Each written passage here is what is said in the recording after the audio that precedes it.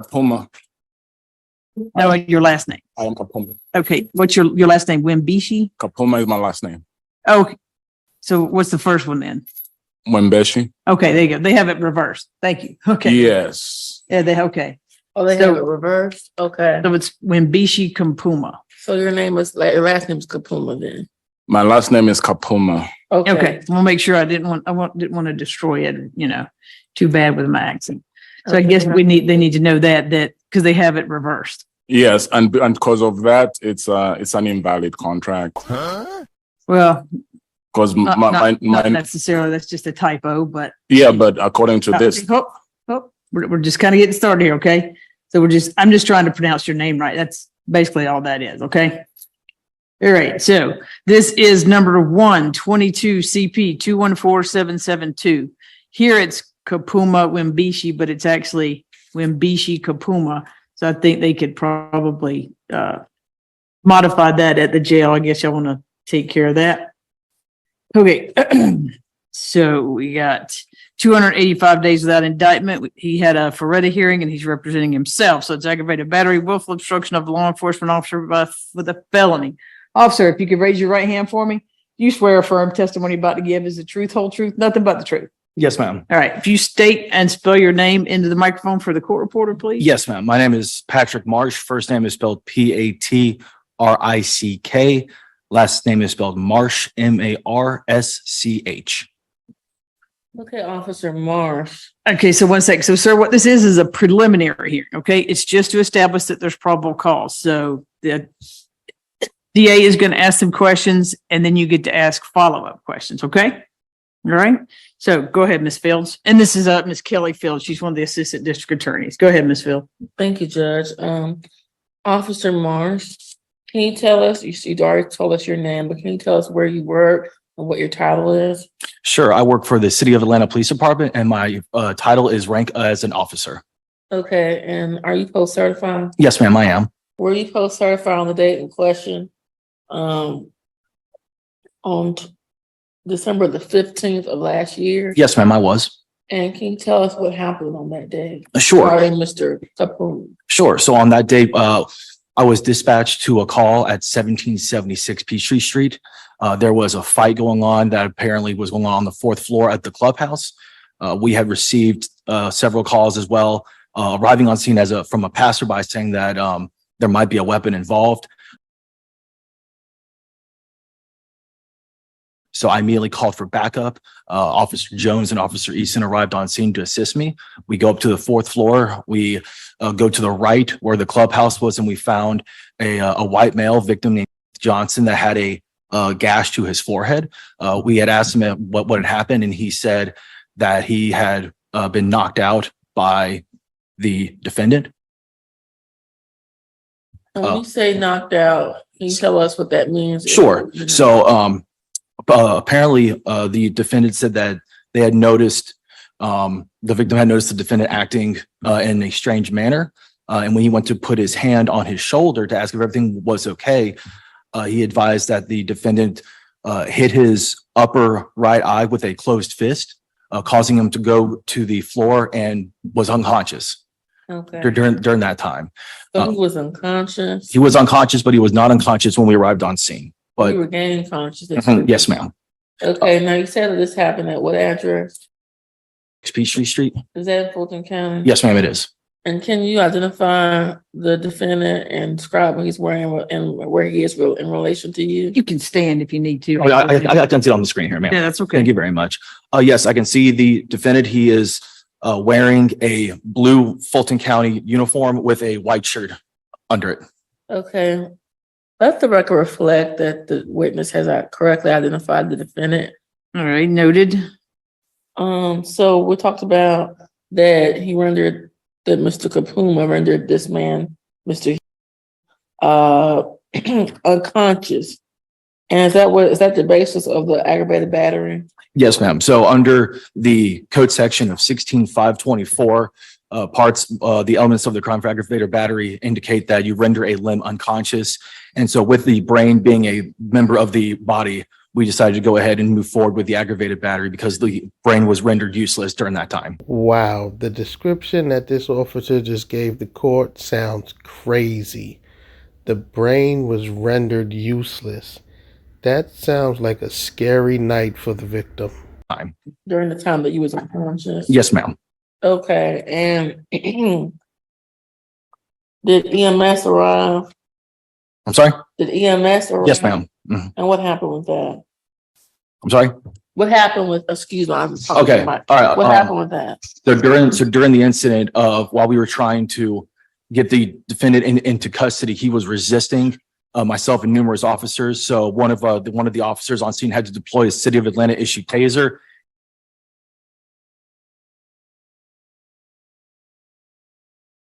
In order to try and get him into custody. And during that time, that's why we called EMS to go ahead and have them remove the prongs as well as go ahead and check his vitals because he did appear to be acting in some type of irregulated manner, whether it could be on, just having a mental breakdown or something of some nature, but he clearly needed some medical attention, which is why we go ahead and called EMS as well. Was EMS called for Mr.? Yes. Okay, did he allow them to treat him? He did not need EMS. When we got there, we asked him, he said that he did not need it. Some of the witnesses and the friends who were at the event were tending to the victim. Now, with the charge of willful obstruction, was there any violence or offering of violence or just resistance? There was no offering of violence. There was just actively resisting when giving verbal commands. Okay. And he said that Mr. Johnson was concerned about how Mr. Kapuma was acting. Yes. So can you describe how he was acting and what you were told? Yes. So what I was told by the victim is that at some point this was a company event that was going on, and during the course of the event, at some point, the defendant had put, according to Mr. Johnson, had put his AirPods into his ears, and he started being very incoherent, saying a whole bunch of stuff that Mr. Johnson didn't understand. And according to him and several other people at this event, they had never seen the defendant act in this manner before. And so when Mr. Johnson went to put his hand on the defendant's shoulder, that's when the defendant acted out. Well, I sure as hell don't understand what's going on with this story. I'm very interested in hearing the defendant give his side of the story. This was an altercation happened. Yes, ma'am. Okay. Do you have any other statements you'd like to make to the court regarding these two charges pertinent to this case? That's pertinent to this case, no. Okay. That's all I have for right now. It's your witness, Mr. Kapuma. All right, Mr. Kapuma. Okay, thank you, Your Honor. I have a question, right? Because according to this warrant, first of all, it shows here that he was called for a fight. Okay, step back. What questions do you have for the officer? Yes, that's who I'm asking, because I can't see him, so. Oh, okay. You can't see him on your. Okay, so he was called in for a fight, right? So according to this statement, Keith Johnson put his hand first on me. Then I reacted to that with a punch. It doesn't show how hard he pushed my shoulder. It was in a hostile situation because I was at a party. Okay, so stand by, Mr. Kapuma. What is your question? So Who, what, where, why, when? so in that situation, who was the aggressor in that situation? Because he put his hands first on me. Just ask a question. Mhm. So, okay. So based on when we spoke to the witness, I had the witness actually show me how he placed his hand on the defendant. And Mr. Johnson said he basically just placed his hand in a almost caring way, just a concerning way on his shoulder to see if everything was okay. And that's when the defendant acted out and hit the victim. Okay. Sounds to me like the defendant was probably pissy drunk and took it the wrong way when the guy put his hand on the shoulder. Therefore, the defendant sounds like he was the aggressor. Okay, next question. So is there a written signed statement from the witness about that incident to describe what you're saying so that they sworn, like a Hold on, hold sworn, on. a sworn affidavit? What, That's where, why, I'm when? gonna have to object. Compound question. Can we? All right. So you ask a question like this. Do you have a written statement from the victim? Do I have written a statement? No. Do I have it on body camera? Yes. Okay. Next question. So there's body camera for the entire event from all 5 officers of what happened. Yes. So the way, so my body camera was activated from the time I arrived into the parking deck before I made contact with anybody up until the very end of the incident as well. So there is a full body camera footage from start to finish, including a body camera footage from each of the officers during the interaction as well. Okay, so from my recollection, right? Whoa. No. If you want to say something, you have to ask him a question. So she asked him questions, so you ask follow-up questions to what she asked. Okay. So based on the body cam video that you're saying, does it show that I was tased until I passed out or died and then had to be resuscitated? Excuse me, sir, but I'm pretty sure you didn't die when they tased you because you're here representing yourself in court. So the body camera footage from Mr. Jones, I would appear because Mr. Jones is the one who tased the defendant, but the defendant at no point in time lost any consciousness or at any point in time had to be resuscitated by Grady. Okay. Next question. So I understand. So when will I be able to see the body cam? Because I haven't had a chance to look at it, see what exactly happened on that event. All of that gets turned over at discovery, but allegedly you were there. So what's your next question for him? According to the law, which I'm new to, did I give consent to be arrested? What? Because according to the Judge, counsel, or I don't know if I should call him counsel, but That's actually, he's been testifying, and so we object to testifying. so did you give consent to be arrested? Did he give you his consent to be arrested? Your Honor, he did not consent to get arrested, but based on the elements of the crime, we had enough probable cause to make the arrest. Next question. was based on my understanding. No. Next question. If you want to say something later, you can, but what's your next question for him? Okay, so in terms of the resisting arrest, is it not my right not to resist if there's no jurisdiction over me? Here we go with the classic sovereign citizen jurisdiction defense. It never works. You said stand up? No, I told him to stand by. I didn't know if you had an Oh. objection. Yes, I have a judge, I understand you're giving him leeway and I understand the reason for that.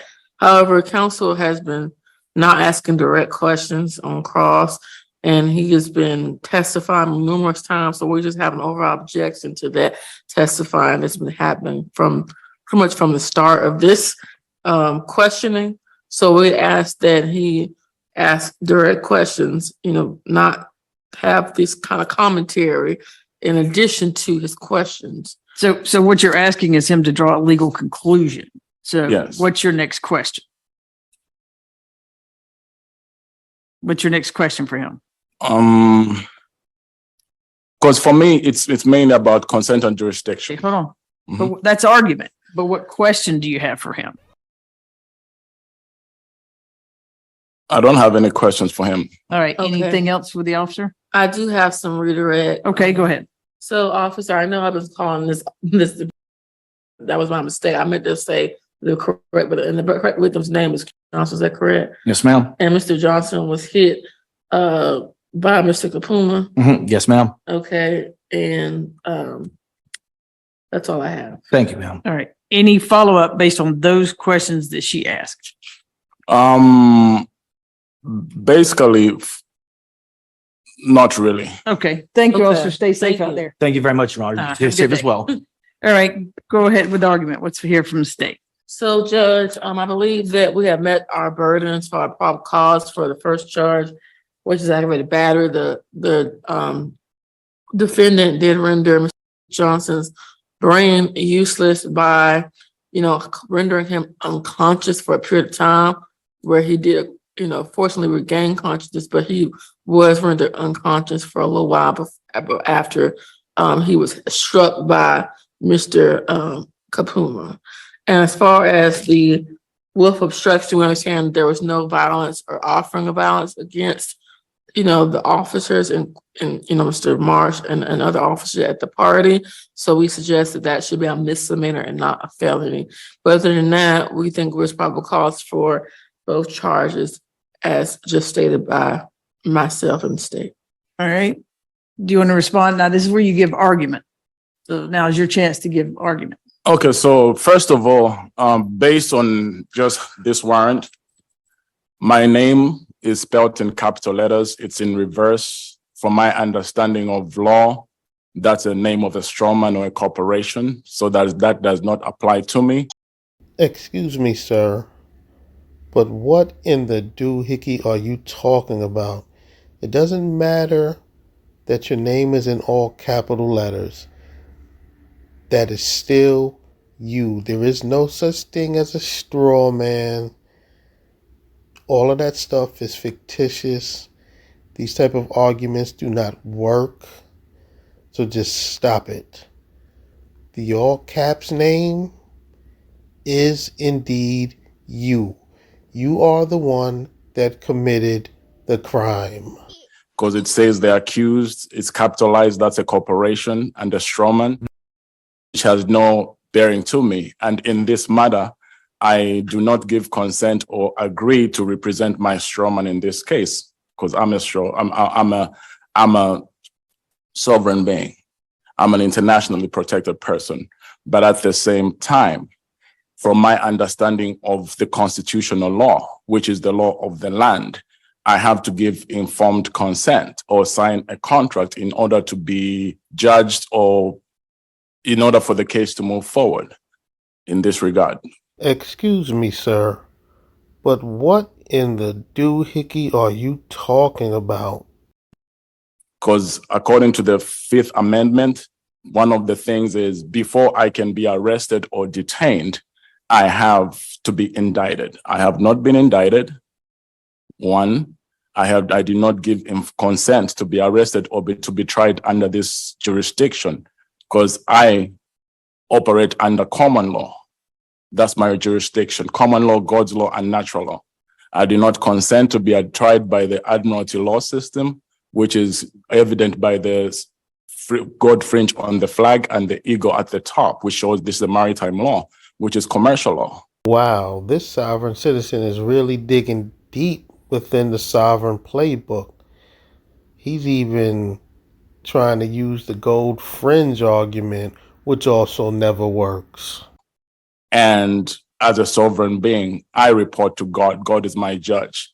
As it relates to how I interact with other humans, it's only by common law, which is when I injure a human being, and that's also dealt with in the common law court. And based on my international status, because I am a king where I come from, an internationally protected person. So according to Executive Order 143107, which is human rights, this is a violation of human rights. From my understanding of the law and my rights, my unalienable rights, if I have not given consent to be tried or to be held or to be detained by or given jurisdiction authority to the officer, and they arrest me, that's a kidnapping, and I'm being held hostage right now. Because according to the Constitution, I have to be indicted before I can be detained. That's according to the Fifth Amendment rights. And the Constitution, from what I understand, is still the law of the land. Because according to the Supremacy Clause, every case, if I can cite one case, which is the Madison versus Marbury, every case in that situation, which cited that case as into the legality of the constitutional unconstitutionality of any situation, was overturned by the Supreme Court. So in this situation, yes, I did react to Johnson putting his hands on me. Though the witness may have said something, they might have been friends with Johnson. I reacted to a situation. For every action, there's an opposite and equal reaction. He touched me first. I reacted. When the officers came to arrest me, I didn't do anything wrong but defend myself. I've been charged with willful obstruction. According to the Constitution, according to my unalienable rights, according to my human rights, I've got the right to defend myself. If I put up on anyone over here and just touched you on your shoulder without even asking for your consent, some people will tase me. The officer will shoot me. But if the same thing happens to me, he touched me first. I reacted off of that. That's self-defense. Okay, anything else? All right, so I'll find probable cause on the aggravated battery, and then the misdemeanor, the willful obstruction will be reduced to a misdemeanor. And we'll go ahead and address bond. Let's see, because right now, bond, let's see. Right now, as of June 27th, there is a $30,000 good bond.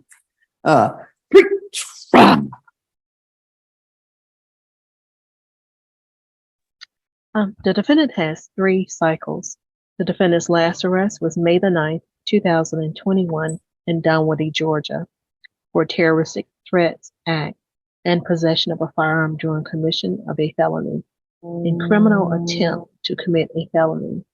There was no disposition for that arrest, and there are no convictions listed in the GCIC. Nothing in addition, Your Honor. All right. Go ahead with your bond argument, sir. First of all, it was just a punch, and I don't see how it can be a felony. And if it was pretty much a misdemeanor at best, because one, it was self-defense, misdemeanor at best, the maximum is 1 year, and I've already done 10 months in jail pretty much for one punch in self-defense, in defense of myself. At the same time, I feel like I have already done the time for this. Okay, anything else? All right, what says the state? Judge, the state is inclined to keep the bond as is because the severity of the injury that took place. Yes, Mr. Johnson, he was rendered unconscious. The punch that, counsel was trying to minimize was very severe. The punch took him out. So because of that, and then him resisting arrest, we do believe that a $30,000 bond is sufficient. All right, so it'll be no further contact with Johnson. Stay away from Peachtree Street Northeast. You're going to have no drugs unless prescribed, no alcohol, no weapons. It's going off my bond order of 627. You have an ankle monitor paid for by the county with a 24-hour curfew, court, lawyer, medical, employment, as long as you supply the name of your employer, proof of employment schedule, and the exact location you'll be working. Are you still going to live in Roswell, sir? Sandy Springs. Sandy Springs, okay. All right. So just supply a good address to the jail upon release. So 15,000 count 1 and count 2 is reduced to a misdemeanor, so that'll be 5,000. So $20,000 good bond. Best of luck to you, sir.